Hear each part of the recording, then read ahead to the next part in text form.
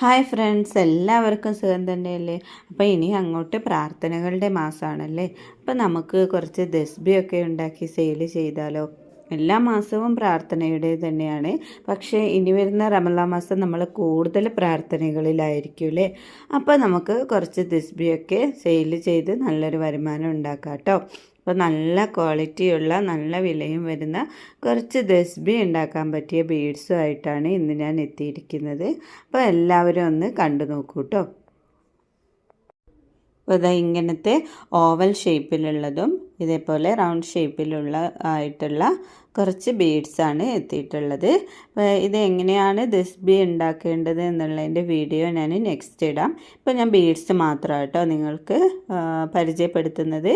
ആവശ്യമുള്ളവർ എൻ്റെ നമ്പറിലേക്ക് മെസ്സേജ് അയച്ചാൽ മതി.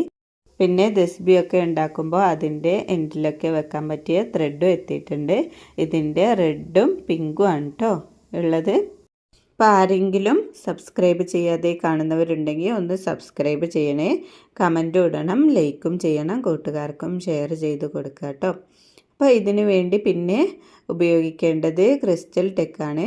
എന്ന് പറഞ്ഞാൽ ഇതൊക്കെ മേക്ക് ചെയ്യാൻ ഉപയോഗിക്കുന്ന ഒരു തരം ഈർമ്പയാണ് കേട്ടോ. അപ്പോൾ ഇതാണ് ഏറ്റവും നല്ലത്. ഞാൻ ഉണ്ടാക്കി നോക്കിയതാണ്. അപ്പോൾ അതിൻ്റെ വീഡിയോ ഞാൻ അപ്ലോഡ് ചെയ്യാം കേട്ടോ.